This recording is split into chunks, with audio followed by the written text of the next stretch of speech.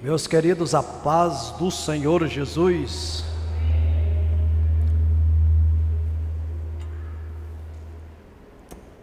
Vamos colocar de pé, meus irmãos, e ler a palavra de Deus em Mateus, capítulo de número 13, versículo de número 44 e 45. Hoje vamos finalizar tratando acerca dessas duas parábolas e falando sobre valor. Mateus, capítulo de número 13, versículo de número 44 e também o versículo de número 45. Logo após vamos fazer uma oração e orar. Nessa oração apresentar a família do diácono irmão Edmilson, o tio dele que congrega ali em Novo Horizonte, me parece, Castanheiras, Novo Horizonte, ele descansou no Senhor agora, e depois do culto, diz o Edmilson que a família estará indo ali, estará sendo velado ali em Novo Horizonte.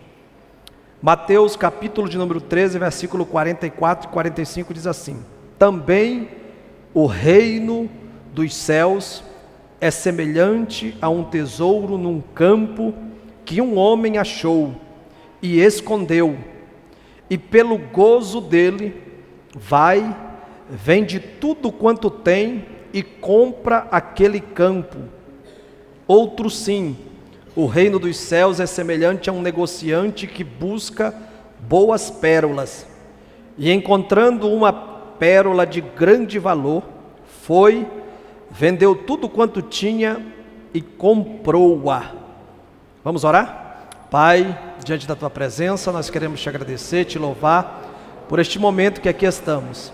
E nesta oração também, Senhor, queremos pedir a Tua graça sobre os familiares, para, Senhor, o Senhor venha confortar, Senhor, o coração de cada familiar por essa perca. Nós sabemos, Senhor, que nós perdemos aqui, mas diante das Tuas promessas, o céu ganha. A Tua palavra diz que o Senhor tem prazer na morte de um justo, e nós cremos, Pai, que o homem, Senhor, que se rendeu a Ti, a mulher que se rendeu a Ti, na verdade, Senhor, ele descansa, aguardando, Senhor, com expectativa, no descanso, Senhor, aquilo que a Tua palavra tem prometido, Pai. Conforta, consola os corações, que o Senhor possa, Senhor, dar graça, Senhor, para esta hora difícil, a todos os enlutados, é a nossa oração, em nome de Jesus, amém. Queridos, vamos, os que podem, tomem o assento.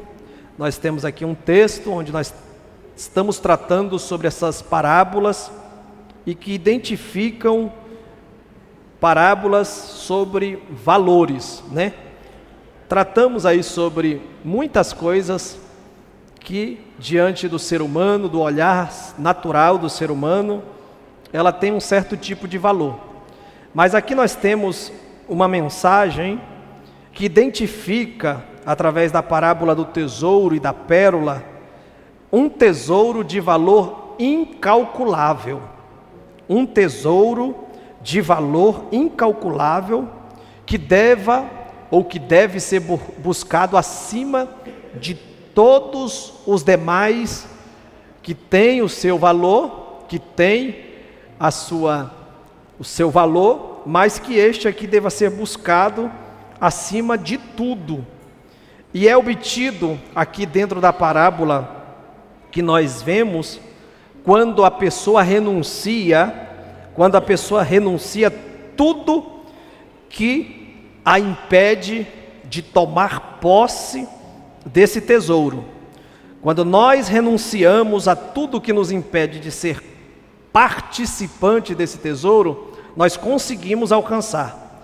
E aqui nós vamos identificar algumas verdades nesta última fala sobre este tema, que vai nos ajudar a melhorar o nosso entendimento. Eu estava lendo um pouco mais sobre o assunto, e eu vi como é que os crentes primeiros, a igreja primitiva, quando nós falamos sobre igreja primitiva, nós falamos sobre os primeiros cristãos da época, os primeiros que se converteram a Cristo. Como é que eles viam, quando eles liam ou ouviam esta parte da Bíblia, citada por Mateus aqui no capítulo, como nós temos hoje, né? 13, 44 e 45. Como eles identificavam ou o que vinha na mente deles sobre o que seria esse tesouro escondido que este homem achou. A igreja primitiva, ou os primeiros crentes, eles viam ou identificavam prontamente o tesouro encontrado neste campo, como sendo, preste atenção, como é que os primeiros crentes viam?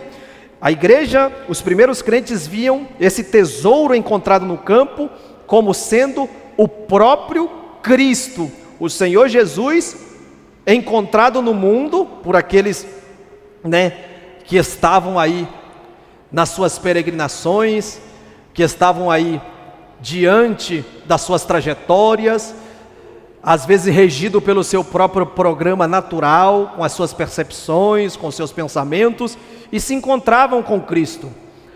Então a igreja primitiva, os primeiros crentes viam esse tesouro como sendo o próprio Cristo no mundo. Eles também viam esse tesouro encontrado no campo como sendo uma referência, como Cristo encontrado nas Escrituras, porque nem todo mundo teve o contato corpo a corpo com Jesus. Quando Jesus ele esteve aí no seu ministério terreno, em vida ele viveu aí aproximadamente 33 anos de vida, sendo que 3 desses anos ele intensificou-se nas atividades do ministério que o Senhor lhe deu, do trabalho, da função, daquilo que ele veio fazer em prol da humanidade. Então nem todo mundo se encontrou com Jesus humano, 100% homem. Então a igreja, os primeiros crentes que liam essa passagem, ouviam essa passagem ser citada, eles entendiam que esse tesouro encontrado no campo era uma referência a Cristo encontrado nas Escrituras. Eu não sei se os irmãos já ouviram falar, mas existem ensinadores, pregadores, e existem bíblias também que tratam acerca de Jesus em todas as sagradas, em todos os livros da Bíblia. Dizem que em Gênesis ele é a semente da mulher, em Êxodo ele é o libertador, e assim tem uma lista gigantesca do Antigo e do Novo Testamento, onde Jesus é apresentado nas Escrituras.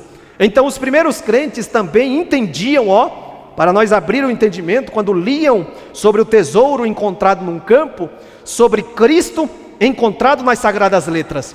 E é importante a gente perceber, porque tudo que você vai ler, estudar da Bíblia Sagrada, você precisa saber que Cristo está em cada palavra, e tudo aponta para a centralidade da pessoa e da obra do Senhor Jesus Cristo. Então os crentes entendiam que esse tesouro, comparado ao reino de Deus, era Cristo encontrado nas Sagradas Letras.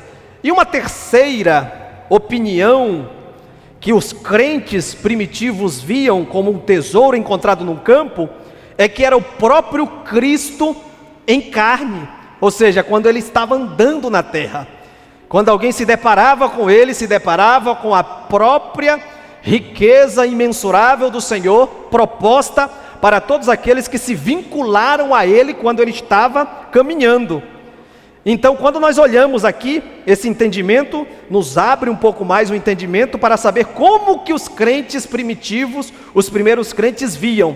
Cristo encontrado num campo, significa Cristo no mundo, Cristo na Bíblia e Cristo quando ele veio humanamente falando em carne.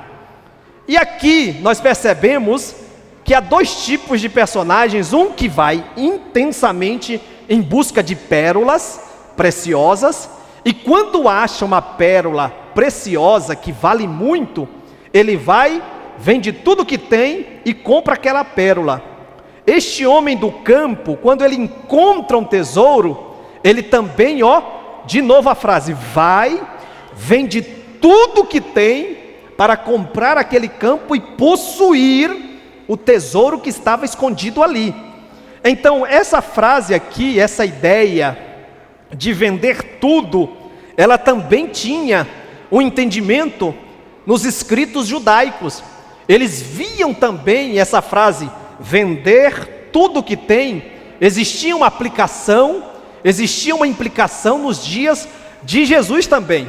Então a ideia de vender tudo estava associada primeiro, essa ideia, vender tudo o que possuía, ela estava associada primeiro à ideia de entregar esmolas. Veja só, abra a tua Bíblia aí no capítulo de número 19 de Mateus, versículo de número 21, olha só o que o texto sagrado diz. Essa ideia de vender tudo que tinha, a ideia de vender tudo estava associada, em primeiro lugar, quero apresentar para vocês um texto bíblico que diz em Mateus capítulo 19, versículo 21, onde um jovem rico se aproximou de Jesus, querendo aí herdar a vida eterna e achando que a vida eterna poderia ser adquirida com um certo tipo de atitude, com um certo tipo de preço, com um certo tipo de cumprimento de um mandamento. E quando eles tiveram aquela conversa, Jesus ele falou para ti, tu tem todos os requisitos, né, disso que você está afirmando para encontrar, mas ainda te falta alguma coisa. Olha o versículo 21, disse-lhe Jesus, se queres ser perfeito, vai, vende tudo o que tem. Olha o homem do campo lá, vai e vendeu tudo o que tem. Aquele que estava atrás da pérola, foi, vendeu tudo que tem. E aqui não é a pessoa tomando uma atitude, aqui é o próprio Jesus falando para a pessoa. É diferente, irmãos, é diferente quando você fala com Jesus algo do teu querer, da tua vontade que está no teu coração, dentro do teu propósito, porque às vezes isso não está no propósito de Deus, naquilo que Deus tem para você dentro daquela realidade. É diferente quando Ele próprio fala a frase que você precisava ouvir ou fazer.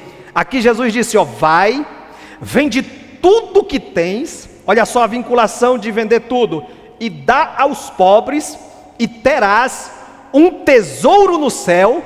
E aí ele diz, e vem e segue-me. Porque naquela época existia também uma tradição, uma cultura, de que o mestre, aqueles que eram considerados mestres, eles sempre faziam convite, e o convite que eles faziam para alguns estarem perto dele, seguir a ele e servir a ele, aprender com ele. Quando o mestre chegava em alguma cidade e apontava para alguém e dizia, ei, a partir de hoje, eu quero você me seguindo. Ei, a partir de hoje, vem para perto de mim, que eu quero que você me siga. Aquela pessoa era conhecida como mestre, ele tinha autoridade, tinha aí uma tradição da época que o mestre convidava alguém para segui-lo, era uma grande honra. Quando Jesus aponta no capítulo de número 3, versículo de número 13 a 15 de Marcos, diz a Bíblia, e subiu ao monte, e chamou para si os que ele quis, e a Bíblia diz, e vieram a ele. Ali na verdade ele nomeia ou designa 12 para estarem com ele, e depois de estar, vendo como ele fazia, como ele tratava as situações, como ele lidava com o povo, aí eles aprendiam na observância, como alunos atentos que eram, eles diz a Bíblia no versículo 15, deu-lhes autoridade, ou seja, compartilhou daquilo que tinha, compartilhou daquilo que recebeu de Deus, porque nós sabemos que Jesus era ungido do Senhor, deu-lhes poder. Então naquela época era honroso ser convidado por um mestre para ser o seu aprendiz, o seu aluno, o seu discípulo. É por isso que existia essa característica. E Jesus estava se direcionando ao jovem dizendo, você tem muita posse, você tem muitas riquezas que você amealhou ou que você herdou, não sei, mas te falta alguma coisa e eu quero te fazer um convite. Vai, vende tudo que tem, doa aos pobres e você terá um tesouro no céu, e depois que você fizer isso, pode vir e seja meu discípulo. Quando nós olhamos para Jesus dizendo aqui, vai, vende tudo que tens, Jesus na verdade pôs à prova o jovem rico no seu ponto mais fraco. E vocês sabiam que isso também acontece com a gente? Porque nós estamos falando de valores, E existe um valor acima de tudo e de todos que nós devemos colocar, que é o reino de Deus comparado, né, como a visão dos crentes primeiros, Cristo no mundo, Cristo na Bíblia, Cristo na carne, ou seja, a pessoa de Cristo é mais importante de que qualquer coisa ou de qualquer um que exista na face da terra.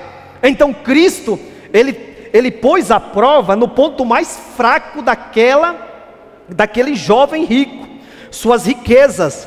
Ele não estava disposto a dar mais valor a Cristo do que aos seus bens. E esta declaração de Cristo significa que será que significa que todos os crentes têm que vender tudo o que possuem? Negativo. Esta declaração de Cristo, ela significa que nós devemos atender, né, ao chamado de Jesus, que nós devemos colocar o reino de Deus acima de tudo, mas que nós precisamos abrir mão de todo o nosso eu, de tudo aquilo que nós valorizamos, se existe algo que é colocado acima pelo próprio Senhor. Então aqui na verdade Jesus estava dizendo: abra mão de tudo quanto você tem, por causa que eu estou te pedindo, eu estou colocando um ponto, estou te colocando uma proposta, estou te fazendo um chamado. E aí eu me remete à ideia, isso aqui não está no meu esboço, ao capítulo de número 22 de Gênesis. Todo mundo conhece, todo crente que se preza já leu o livro de Gênesis, o livro do começo, o livro das origens. Quando nós olhamos para o livro de Gênesis, no capítulo de número 22, nós vemos quem? Nós vemos Abraão, já idoso, né? Ele já era idoso quando foi chamado e estava mais idoso ainda, mas o seu Isaac, a promessa que Deus fez para ele, já estava na sua casa, e Abraão estava muito tranquilo, de boa na sua tenda, naquela hora do dia, né? Aquelas tendas ali não deixavam que durante o dia o sol fosse, né, ou prejudicasse. Estava ali de boa, tranquilo, e diz a Bíblia que a voz de Deus veio ali a Abraão e diz: Abraão. E Abraão com mais de 20 anos de caminhada já, mais de 20 anos de crente, mas ele não estava acomodado, ele não estava insensível à voz de Deus, ele não tinha colocado, ei igreja, Deus em segundo, terceiro ou quarto plano. Não, Abraão ainda tinha Deus como a sua prioridade, como o centro da sua vida, como o centro das suas atenções. Os seus ouvidos estavam aguçados como o dia do capítulo 12 de Gênesis, que Deus o chamou. Aí eu pergunto para você, como é que está a tua sensibilidade ao Senhor? Ou será que alguma coisa ou alguém já tem abarrotado a tua vida, e eu digo do teu coração, e você já não tem mais aquela sensibilidade, aquele tato, quando o Espírito Santo vem e deseja falar contigo alguma coisa especial, pontual, específica, algum direcionamento para você? Como é que está a tua vida?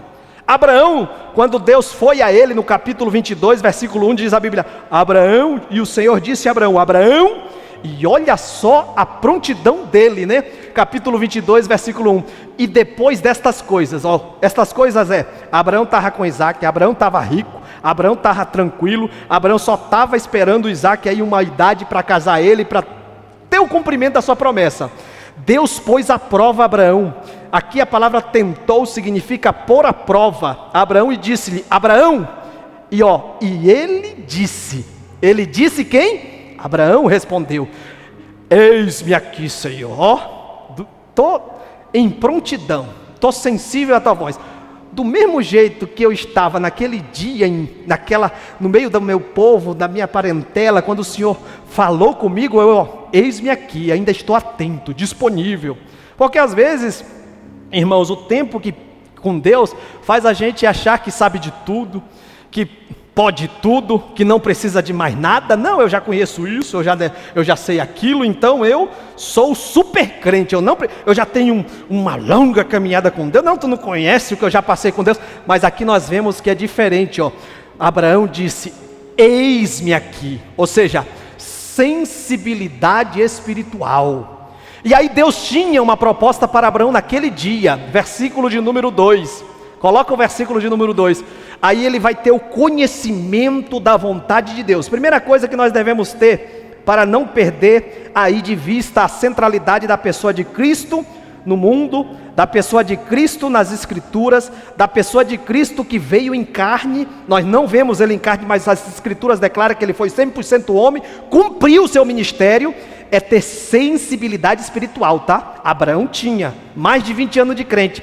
Depois da sensibilidade espiritual, Deus vai te dar o conhecimento da vontade dele. Só alguém que tem Jesus no centro da sua vida, Deus no centro, que vai poder conhecer qual é a intenção de Deus para aquele momento, para aquela hora e para aquele tempo que está vivendo. Aí eu pergunto para você, como é que você anda regido pela direção de Deus se você não conhece o que Deus tem para fazer com você hoje? Será que você está no tempo de Deus? Ou será que tem muitos, como nós encontramos por aí, irmãos, frustrados? Poxa, eu já devia de ser isso, eu já devia de estar nessa posição, será que nós estamos sendo regidos? Então, para nós ser regido pela vontade de Deus, cooperador irmão Alberto, nós precisamos conhecer a vontade de Deus. Olha o versículo 2, conhecimento da vontade de Deus. E disse Deus, quando Abraão tem sensibilidade, se dispõe, Deus diz, toma agora o teu filho, o teu único filho, Isaque, a quem amas, e vai à terra de Moriá, e oferece-lo ali em holocausto sobre uma das montanhas que eu te direi. Observe aqui, irmãos, Isaque era o filho dele. Deus não estava acostumado a pedir ser humano como holocausto. Deus estava dizendo, me dá o teu filho, o teu único filho a quem tu amas. Ele não queria o outro, o filho da serva. Ele estava pedindo Isaque. Aqui nós observamos que este jovem não passou na prova, mas aqui nós observamos um homem que não colocava ninguém e nada acima de Deus. Deus pediu, faz. As consequências diante da tua visão não vai ser boa. As pessoas vão falar, não vai dar certo. Parece que o negócio agora, eu vou perder a promessa. Se Deus mandou, calma. A partir do momento que tem conhecimento da vontade de Deus, a terceira característica, disposição para obedecer. Porque não adianta nada, irmãos, a gente ter sensibilidade espiritual, ouvir Deus falar, a Bíblia nós amar. Não adianta nada a gente ter essa sensibilidade, esse tato às coisas de Deus, amar a escola dominical, amar ler a Bíblia, amar Deus falar, seja através de profecia, através de uma palavra de ensino como essa, se nós não temos disposição para obedecer. É Mateus capítulo de número 7, versículo 24, todo aquele, pois, que ouve, teve sensibilidade, teve direcionamento para ouvir a palavra de Jesus. Todo aquele, pois, que ouve estas minhas palavras, mas tem que ter disposição para praticar, para viver, para agir, para dizer, eis-me aqui, Senhor. Não, é para fazer isso, eu estou disponível. Versículo de número 3, diz a Bíblia que, tendo conhecimento da vontade de Deus, versículo 3, a Bíblia diz que no outro dia, Calebão, no outro dia, de madrugada, ele se arrumou todinho para preparar o holocausto. Então se levantou Abraão pela manhã, de madrugada, cedo, e abordou o seu jumento, e tomou consigo 2 de seus moços e Isaque. E muitas das vezes acontece diferente, às vezes Deus tem um compromisso com nós, às vezes é algo urgente, que Deus orienta através da liderança, através do líder do departamento, através da regente, que é a nossa realidade hoje. Como é que nós conhecemos a vontade de Deus? Através da liderança, através do pastor, através do teu pai, através da tua mãe. Às vezes Deus está te orientando assim, e você chega atrasado, é meia hora de atraso, não chega na hora, e às vezes falta, não tem compromisso, não vai. Mas Abraão tinha um compromisso, se levantou de madrugada, abardou o seu jumento, tomou consigo 2 de seus moços, Isaque seu filho, e fendeu lenha, rachou lenha para o holocausto, levantou-se e foi ao lugar que Deus lhe dissera. Disposição para obedecer. Não adianta tu ter sensibilidade, não adianta Deus falar contigo, Não adianta você ouvir uma palavra, se emocionar, chorar, né? Não adianta se você não tiver disposição para a obediência. Se você não valorizar o conhecimento que Deus já te deu, a clareza que Deus já te deu, a direção que Deus já te deu através do conhecimento da vontade dEle. Disposição para obedecer. Tem sensibilidade aí? Amém, irmãos? Tem conhecimento de Deus aí? Amém? Ama a Bíblia? Tem disposição para obedecer a Deus? Está no caminho da obediência? Amém? No caminho da obediência, irmãos, entra o quarto aspecto, que é confiança na providência de Deus. Porque não é fácil, irmãos. Nós estarmos sendo regidos por Deus implica muito em exercitar a nossa fé. Quantos aqui sabem que a fé vem pelo e o ouvir pela? A palavra de Deus no Antigo Testamento era, em uma certa parte, transmitida oralmente, né? Depois, através dos profetas, né? Deus falava, isso é palavra de Deus. E hoje também o Espírito Santo fala conosco. A palavra de Deus também hoje para nós é através de uma pregação. Paulo diz, Timóteo, meu filho na fé, eu quero que você pregue a palavra quer tempo, quer fora de tempo. Então, palavra de Deus, pregação, palavra de Deus, toda a escritura é divinamente inspirada, palavra de Deus, Bíblia. Então a palavra de Deus pode ser transmitida hoje a você. Quantas vezes Deus não te deu uma orientação, às vezes pontual, vai, faz isso, faz aquilo, vai lá, faz isso, e aí você ouve essa palavra e vai. Então nesse roteiro, e eu tenho certeza que já aconteceu com todos, que estão nesse roteiro da obediência, ouviram a palavra, sabem o que tem que fazer, nesse caminho, você precisa confiar na providência de Deus. Você não pode titubear. Muitas pessoas não desfrutam porque não confiam plenamente.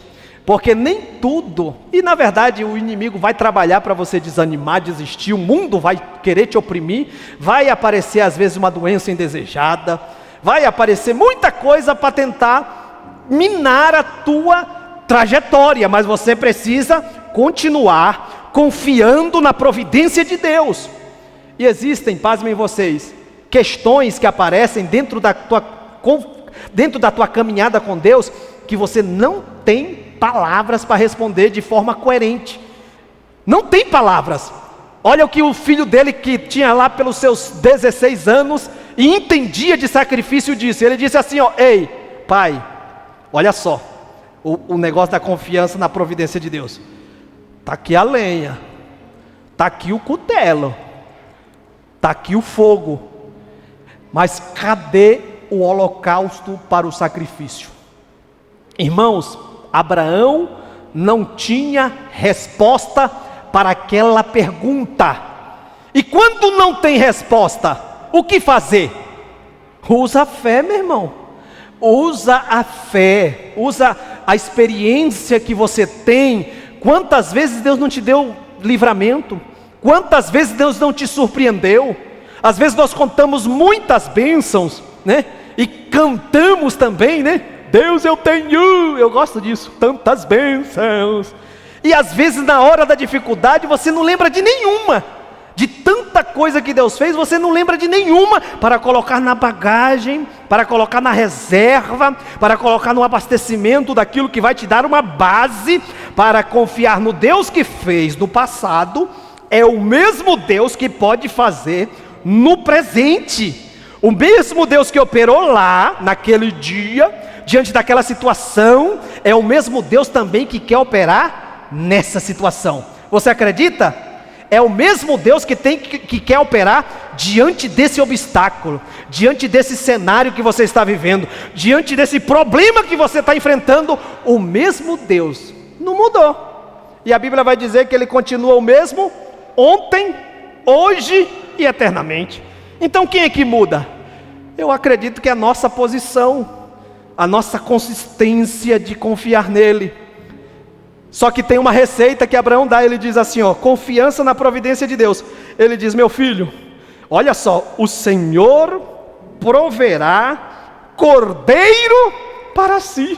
Ou seja, Jeová Jiré, o Deus de toda a providência. Em miúdos, é Deus que vai dar um escape. Quando não tiver resposta, você não é o sabidão de tudo, não. Você não é o Deus onisciente. Você não precisa responder quando não tem resposta. Mas uma coisa você tem que falar. Porque às vezes o diabo usa alguém que está perto de tu. Às vezes o diabo usa um colega de trabalho ímpio. Às vezes é até um crente carnalzão mesmo, que não vigia no que fala, e o diabo vai usar. Às vezes é alguém próximo de tu que até quer o teu bem. Os amigos de Jó, quem é que vai jejuar juntamente com ele ali para ter uma confiança? Eles ficaram ali até um certo ponto, eles foram bem. Mas assim, diante do cenário da situação que a razão humana não dá resposta, e a razão humana não é parâmetro para nós analisar nada, porque a nossa natureza está totalmente corrompida.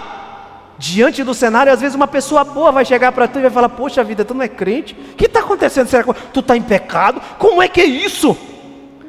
Mas Abraão, ele não tinha resposta para dar. Ele diz: ó, o Senhor proverá cordeiro para si. Na verdade ele estava profetizando, pautado no Deus que chamou ele. Se Deus tem sustentado até agora, e lá os escritores aos Hebreus vai dizer que Abraão cria que mesmo que o seu filho morresse, Deus era poderoso para torná-lo a viver. Então creia que mesmo diante de uma situação que não tem saída, o Deus que abre porta, Ele vai agir para a glória e louvor do nome dEle. Amém, irmãos? E Deus proveu. Diante de Gênesis 22, se você continuar lendo, você vai ver a confiança na providência de Deus de Abraão, e aí vem a interferência divina. Quando Abraão estava no ponto X, com aquele cutelo, levantou a mão e ia matar mesmo, porque o coração de Abraão estava em Deus em primeiro lugar, e depois as demais coisas. Não era o filho dele que ocupava o primeiro lugar, o primeiro pódio, a centralidade da vida dele. Quando ele ia matar o filho, Deus falou, um anjo bradou dizendo: ei Abraão, não faz isso não. E aí a palavra bonita: porque agora eu sei que tu temes o meu nome, e não me negastes o teu único filho, o teu filho amado. Agora eu sei. E aí vem as promessas. Deus interfere, irmãos. Deus interfere quando não tem saída, Jacó. O poderoso Deus ainda interfere. Amém? Então quando nós olhamos para vender tudo, muitas das vezes estava associado. Essa parte aí não estava no meu esboço não, tá? Gênesis 22. Mas eu lembrei aqui, em um estudo de uma revista, que eu fiz, há muito tempo atrás. E aqui vai um conselho para os pregadores, né? Quando não tem uma biblioteca, a maior biblioteca de conhecimento, eu acredito que seja, são as revistas de escola dominical que a gente guarda. Esses tópicos que eu falei agora, eu peguei de uma revista de escola dominical, de 1900, não sei das quantas, peguei até da minha avó, que já descansa no Senhor.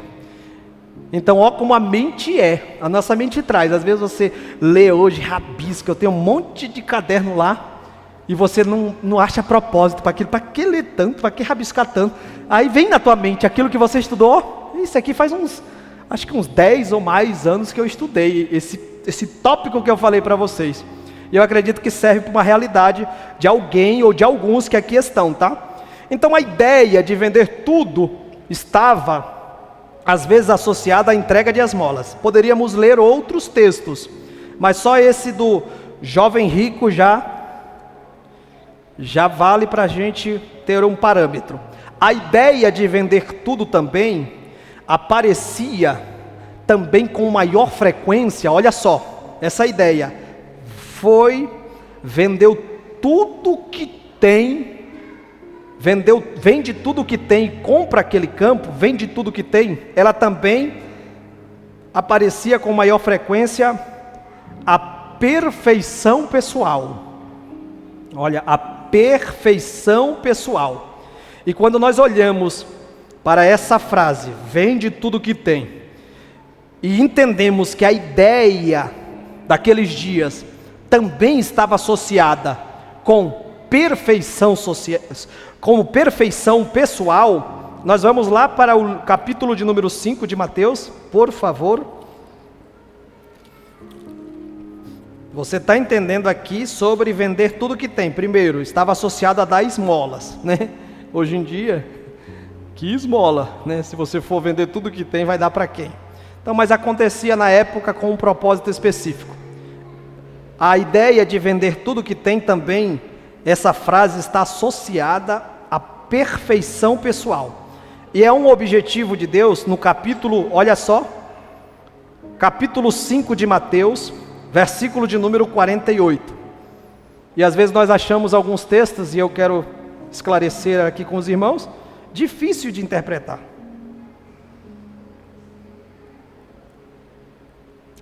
Olha o que diz: sede vós, pois, perfeitos, como perfeito o vosso Pai que está nos céus. É uma frase que Jesus disse no capítulo 5, onde ele fala sobre as bem-aventuranças, onde ele fala sobre diversos assuntos. Ele finaliza aqui dentro da organização da Bíblia que nós temos, esse capítulo de número 5, com essa frase: sede vós perfeito, como perfeito é o vosso Pai que está nos céus. Essa palavra sede vós perfeito, ela está associada com Deuteronômio. Vai lá para Deuteronômio, capítulo de número 18. Essa palavra, se você quer se aprofundar um pouco mais do que significa isso, e às vezes você falou, poxa vida, Jesus exigiu perfeição, e no nosso português, o que é ser perfeito? Irmã Rose, no nosso português, perfeito é alguém sem defeito. No nosso português é isso, né? Mas não existe ninguém sem defeito. Não existe, né? Apesar de que alguns já ouviram a bela frase, eu não sei se vocês já ouviram. Quem aqui já ouviu aquela frase daquela mulher que falou para o seu marido, ó: marido, eis que eu vejo todo dia um homem passando por aí, ó, pela nossa rua. Às vezes ele para. Isso aqui é o que penso, tá? Diácono irmão Wilson Navarro. Eu que penso. Esse homem, ele para conversar, educado, né? Ele ora por alguém ali, entrega uma profecia que ele é pentecostal, né? Ele é homem de Deus, profeta. Aí ela deduziu e finalizou a sua fala dizendo: esse homem que passa aí, eu vejo que ele é um santo homem de Deus. Talvez alguém já olhou para você e falou assim: você, irmã, é uma santa mulher de Deus. Você, obreiro do Senhor, você é um santo homem de Deus. Quando eu olho para você, eu não consigo ver outra coisa. Eu vejo um santo homem de Deus. Meu Deus, forte nessa frase. Sim ou não? Alguém já teve essa experiência? Levante a mão assim. Alguém já teve essa experiência já? Eu vou contar uma. Uma vez em 2012, eu estava pastoreando ali o distrito do Guaporé, entre Pimenta Bueno e Vilhena. Aí ali nós fez amizade, passou um ano e pouco, e um dia nós estávamos numa visita, eu e a Damares, e os irmãos sabem que a minha esposa, ela judia de mim, né? Eu sofro com essa mulher, eu sou louco por ela, mas eu sofro com ela. Aí ela começou com aquelas falas dela, sabe? Com aquelas falas, ó, falando de mim, sabe? Não, Alexandre é isso, Alexandre é aquilo. E a irmã, juntamente com o esposo, estava ali, né? Quase da nossa idade, só observando. Aí a Damares falou, e o Alexandre isso, Alexandre aquilo, e pá. Meu Deus, vocês sabem que ela conversa bastante, né? É uma bênção. E aí a irmã olhou assim para minha esposa e disse: eu não vejo isso no pastor Alexandre. Quando eu olho para o pastor Alexandre, desse jeito, eu vejo que ele é um santo homem de Deus. Nem eu esperava, fiquei com a cara vermelha. Eu falei: o quê, irmã? Pois é, quando eu vejo um santo homem de Deus. Toma jeito, a Damares falou, vai mandar. Aí o marido dela riu e tal. Então, por mais que a gente, né, tenha de Deus aí santidade e tal, não existe ninguém sem defeito. Se você conviver comigo pelo menos uns 15 dias, né, o Elias ficou um pouco mais ali, né, com nós na construção, vai ver que a gente é cheio de defeito, né? Claro que os nossos defeitos não devam superar as nossas coisas boas, né? Porque Nós estamos em fase de melhoria, em muita coisa. A casca grossa, pelo menos, já deva ter saído quando aceitamos Jesus. Estamos em fase de aperfeiçoamento.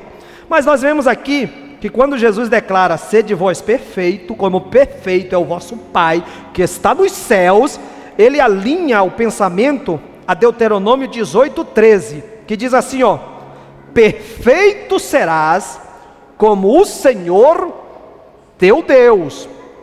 Vou repetir: perfeito serás, isso Deus falando para o seu povo, como o Senhor teu Deus. Então essa palavra perfeito serás como o Senhor, essa palavra perfeito, no seu sentido original, diferente do português, tá, irmãos? O português, o perfeito, a palavra perfeição, é alguém que não tem defeito. Mas no sentido original que a Bíblia foi escrita, olha a importância de nós buscar. No original, a palavra é téleos, T-E-L-E-I-O-S, télios. Essa palavra télios, né, em nosso idioma, a palavra perfeito tem um sentido, como eu disse para vocês, sem defeito. Incapaz de errar, alguém que não erra, no português. Mas na palavra original, essa palavra original télios, ela tem outro significado. E se nós for aplicar no nosso português, se Jesus está falando sede vós perfeito, ou seja, sem defeito nenhum, incapaz de errar, a gente vai falar: Jesus está colocando um jugo muito pesado. Isso ninguém dá conta de ser. Não tem ser humano nenhum que dê conta. Não é assim? Né? Faz com que muitos crentes se desesperem dos ensinos de Jesus, né? Presumindo que o padrão é impossivelmente alto para meros seres humanos mortais. E eu vou te falar, irmãos, tem dias que nem você mesmo se aguenta. Eu não sei se você é igual eu, mas tem dia que nem você mesmo se suporta. Você quer ficar num canto, não quer que ninguém fale contigo. E se alguém teimar em falar contigo, ele vai ver o que é bom, né? Principalmente as mulheres, no dia que está naqueles dias, sabe? Começa com T, né? T. Meu Deus do céu, quer ficar no canto. Então, aqui Jesus parece que está colocando uma carga pesada no nosso português. Mas, contudo, o problema está na definição do termo em nosso idioma, no português, não no grego. O termo téleos quer dizer, perfeição ou inteireza, integridade. Sendo, olha só, o termo télios significa perfeição, inteireza, integridade, sendo o que a pessoa foi projetada para ser. Ou seja, você foi projetado para ser uma pessoa íntegra. Você foi projetado por Deus para ser uma pessoa com inteireza, né? O desejo de Jesus é que este seja o resumo ou a meta das passagens anteriores. Assim, olha só a ideia aqui, para clarear. Assim como os filhos se parecem com os pais, assim como os discípulos se parecem com seus mestres. E vocês sabiam que a ideia, quando um mestre chamava um discípulo para seguir, ele dizia exatamente isso, irmãos, você, William, dá uma olhada para mim, zóio no zóio, me siga. É como eu, sendo mestre, esteja dizendo: você, William, quer ser igual a mim? É a mesma coisa. A ideia de perfeição aqui, assim como os filhos se assemelham aos pais, assim como os discípulos devem se assemelhar-se em miniatura ao divino Pai amoroso. Então a questão aqui não é perfeição infalível. A questão aqui, preste atenção, é obediência e imitação ao Pai, cumprindo assim a razão de existir. Nós não podemos viver desvencilhado do Pai. A semelhança de um filho que está sendo educado, treinado, e quando está pequeno ele vai reproduzindo o pai e vai se modelando ao seu pai. Assim Jesus espera que vocês também se comportem.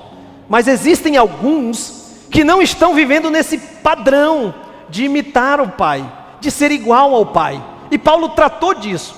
Lá no capítulo 11, coloca aí, de 1 Coríntios, versículo de número 1. Tem outras passagens, mas essa é que eu estou lembrando na hora. Olha aí a ideia, ó. Paulo está dizendo, ó. Paulo já diz em Gálatas capítulo 1, que se alguém pregar outro evangelho, a qual eu não preguei, que seja considerado maldito. O parâmetro para vocês me seguir é esse, ó. 1 Coríntios 11, 1. Sede meus imitadores. Olha o parâmetro. Como também eu de Cristo. Vamos ler? 3, 2, 1. Sede meus imitadores, como também eu de Cristo. E Paulo estava dizendo, ó, eu estou procurando ser perfeito. E perfeito é inteireza. Perfeito é imitar o Pai Celeste. Perfeito é fazer com a vontade do Pai Celeste seja algo como uma necessidade básica para a nossa vida. Jesus deu o exemplo. Os discípulos chegaram, Jesus, vamos comer? O Senhor está aí, não se alimentou, o Senhor pediu para nós comprar comida. Aí ele diz, ó, a minha comida é fazer a vontade do Pai. Comida, necessidade básica. Comida, algo para a nossa subsistência. Jesus estava dizendo, a minha necessidade básica é fazer a vontade do meu Pai. Então, perfeição é isso. A questão aqui não é perfeição infalível, mas obediência e imitação do Pai, cumprindo assim a razão de nós existirmos. Para que você existe? Para que eu e você fomos criados? Para seguir a Deus, para servir a Deus, para glorificar a Deus. Isso é o que Deus espera de nós. Amém, irmãos? Então, quando nós observamos todas essas questões, amplia a nossa visão sobre a ideia do vender tudo, né, que está atrelado à entrega de esmolas. O vender tudo aqui está atrelado à perfeição pessoal também, era a ideia da época, e também claramente se aplica. E o vender tudo aqui, olha só, vender tudo aqui para nós, na aplicação que eu estudando procurei, ela também implica em rejeitar os valores mundanos. Quando este homem está dizendo, vai e vende tudo que tem e compra aquele campo, essa palavra vender tudo está associada intimamente à rejeição dos valores mundanos. E nós aprendemos aqui, irmãos, mas só para lembrar vocês, que o mundo, que não é, como a Bíblia trata do sistema, o mundo é o instrumento do diabo que se opõe a Deus. 1 João 2,15 e 1 João 5,19. O mundo jaz no maligno, o mundo está no maligno, o mundo é inimigo de Deus, o mundo trabalha contra Deus, né?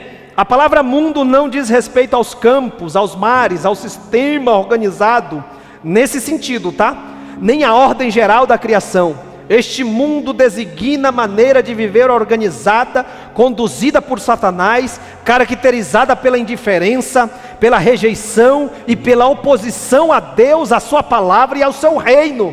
Quando aqui está dizendo, vai, vende tudo que tem, ele está dizendo, rejeita os valores que esse mundo tem. Rejeita para a tua vida o parâmetro estabelecido pelo mundo que se opõe a Deus. Trata-se de um sistema de pessoas, de ideias, de leis, de instituições, de comportamento e atividade. O sistema do mundo, conforme denominado pela Bíblia, além de manipular, subjugar e manter os seres humanos sobre o domínio de Satanás, também objetiva desviar por todos os meios os crentes que estão no caminho do Senhor.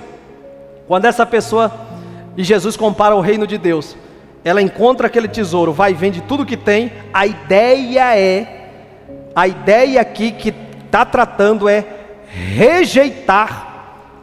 rejeição dos valores mundanos. Vamos ler um texto para nós basear isso? Olha o que a graça de Deus promove na nossa vida. Tito, vamos lá para Tito. Quantos lembram Tito 2:11? Tito 2:11 ficou marcado no nosso pastoreio aqui. Por que? Vocês podem me dizer? Tito 2:11, alguém lembra? Por que Tito 2:11, ele é uma marca do nosso pastoreio aqui? Alguém lembra? Ninguém lembra? Tito 2:11. Quando que eu li Tito 2:11 para vocês aqui? Meu Deus, ninguém tem a memória boa? Tito 2:11, a seguir, eu falei, aprendendo a dizer não. Até citei. Alguém lembra? 2:11, meu Deus. Tito 2:11 foi o texto que eu preguei no dia da minha posse aqui, né? Na festa dos adolescentes, né? Foi Tito 2:11 que eu li. E preguei em cima desse texto aqui. E aí, naquele dia eu li Tito 2:11, diz assim, porque a graça de Deus se há manifestado, trazendo salvação a todos os homens. Irmãos, vocês percebem que ali na parábola, ele não está tratando sobre salvação pelas obras, não. Ali está tratando de alguém que encontrou, foi salvo, e que por causa desse encontro que teve, né? Se o tesouro é Cristo no mundo, é Cristo na Bíblia, é Cristo na carne, ele encontrou com Cristo, ele já foi salvo. Aí a partir do momento que essa pessoa é alcançada por essa graça, que não precisa pagar nada, essa graça que ela foi encontrada, olha o que acontece, versículo 12, coloca aí. Porque a graça de Deus se há manifestado, trazendo salvação a todos os homens. Essa graça, ela não só te tira do poder das trevas, das garras de Satanás, mas essa graça também, olha o que acontece, versículo 12, ensinando-nos que, olha a rejeição dos valores mundanos, ensinando-nos que, renunciando à impiedade e às concupiscências mundanas, vivamos neste presente século, sóbria, justa e piamente. Versículo 13. Em que posição? Aguardando a bem-aventurada esperança e o aparecimento da glória do grande Deus e nosso Senhor Jesus Cristo. A graça de Deus nos libertou, nos regenerou. Encontramos a Cristo. O que Ele espera de nós hoje? Que nós vendamos tudo que nós temos, ou seja, rejeitemos todos os valores mundanos.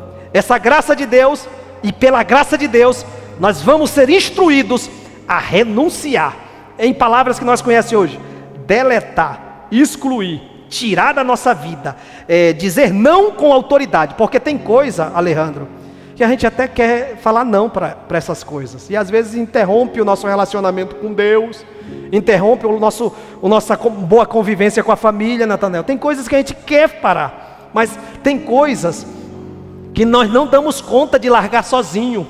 Para você chegar e dizer um não, e sustentar um não, porque uma coisa é você dizer não, outra coisa é você, com autoridade, renunciar, deletar da tua vida, excluir, é dizer um não com autoridade.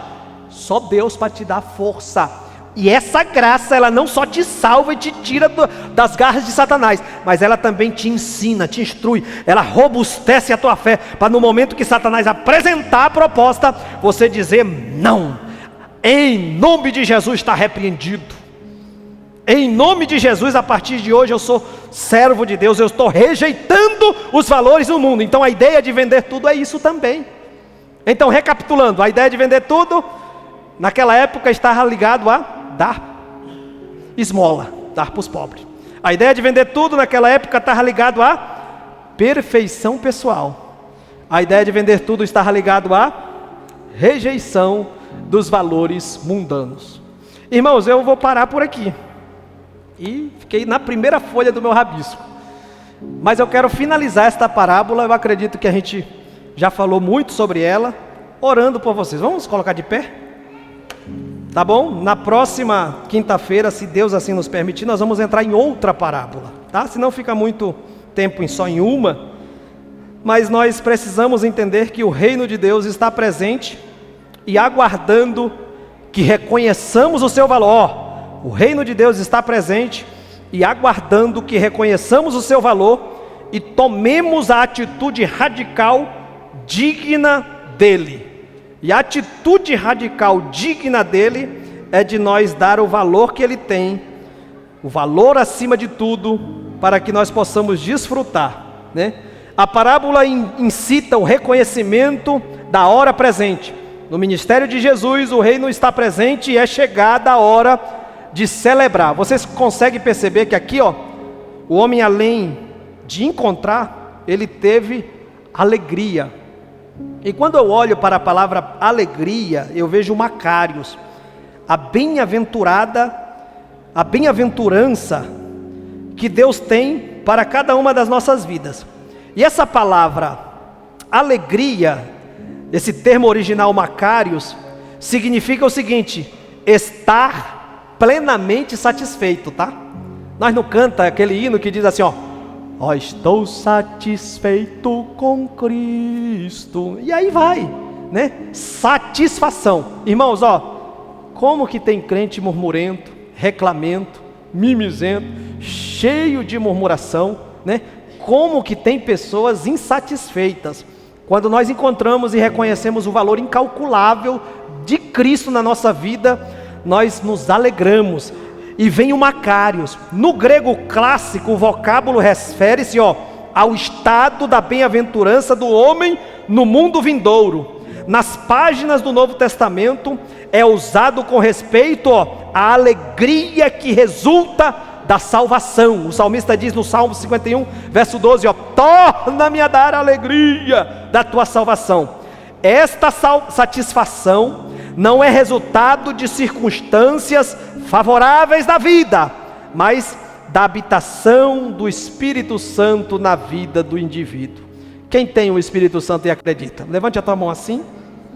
Pai, diante da tua presença, estamos finalizando um ciclo, Pai, de mais uma parábola, entendendo o valor incalculável da pessoa bendita de Cristo, Pai. Tudo concorre para o Senhor. E diante desse tesouro, Pai, diante da tua palavra que diz que este homem que encontrou, Pai, e encontrou com este tesouro, que é comparado ao teu reino, ao domínio do Senhor sobre a vida de cada um de nós, ao teu potentado, Pai, dentro de cada coração, ele traz consigo alegria, o Macários, alegria que desce do alto, que não está vinculada às situações, Senhor, desta terra. Se existe, Pai, no nosso meio, em nosso coração, em nossos sentimentos, insatisfação pelo poder, Senhor, desse reino que domina sobre as nossas vidas e que é manifestado através das nossas atitudes, as riquezas incomensuráveis da tua parte, eu repreendo, Pai, todo tipo de má visão, todo tipo de cegueira espiritual, todo tipo, Senhor, de falta de percepção, para que este homem, esta mulher, este jovem, esta jovem, Pai, este adolescente, esta criança, possa enxergar que em Ti, Pai, há plena satisfação, mas que é preciso, Senhor, nós valorizar, é preciso ter prioridade para com o Senhor, é preciso estar diante do Senhor, Pai, como algo, Senhor, que é imensurável, de mais valor do que tudo e todos que aqui tem, Pai, e a partir disso possamos viver, Senhor, a nossa vida em família, a nossa vida em sociedade, a nossa vida no trabalho, a nossa vida no ministério, a partir da pessoa bendita do Senhor, possamos descobrir aquilo que tem de riqueza da tua parte, aquilo que é de fato e de verdade valor eterno, para que a partir da valorização daquilo que é eterno, todas as coisas desta vida sejam tratadas, Pai, no nível que o Senhor requer. Vai repreendendo, Senhor, toda a falta de visão, vai repreendendo, Pai, toda a articulação do mundo, Pai, através do adversário da nossa alma, que nesta noite, Pai, nós possamos absorver da tua parte, Pai, mais força, mais vitamina espiritual, e aplica na nossa vida, Pai, mais dinamismo, mais unção, mais autoridade, mais capacitação para sermos perfeitos, Pai, no sentido da palavra, para vivermos, Pai, para aquilo que fomos projetados. Senhor, eu creio no potencial do Senhor na vida de cada crente que aqui está. Eu creio nas tuas boas promessas se cumprindo na vida de cada um, mediante aquilo que nós falamos, Pai, mediante aquilo que nós verbalizamos da tua vontade. Que cada um se alimente da sua porção, que cada um seja plenamente, Senhor, inteirado da tua vontade, que cada um, Senhor, se coloque na posição que o Senhor requer, para que as tuas promessas sejam cumpridas, em nome de Jesus Cristo de Nazaré, em nome de Jesus Cristo de Nazaré. Seja tocado nesta hora, seja restaurado neste momento, seja inundado com a presença do Espírito Santo, seja renovado em línguas estranhas. Você que precisa de seja tocado por Deus neste momento. Anjonarabaia canchonahas, turquiaterquiatonehas, Amantui que amanjanaia, comenegarra sui depar. Sim, papai. Der que anondenaia comenevia canchonaha sébia. Ulamanaga sui que perde a canchonaia canta. Sui de quebia canchonaia cantanai. Vai de encontro mesmo, Espírito Santo. Uiabaia canchonai restaura. Uiabacanchonaia levanta. Uiabanaga capacita. Andanaia sui que perde a. O Espírito Santo está chamando vidas nesta noite para um propósito especial. Uai, o que meneia canchonaia rast. Está descendo dons espirituais nesta noite para te preparar, servo de Deus. Uiabai o que menai que abarquandanaia cantanaia tébia. Dou mais da minha porção para ti, diz o Senhor. Uiabacanchonai, porque tenho pressa na obra. Andiacachoquia pardecandarabahai. Muitos olhos verão e se admirarão da minha glória que estará sobre ti repousando, e do meu Espírito te usando para fazer obras extraordinárias que glorifiquem o meu nome. Uiabachui que perde arabacanta naia sébia.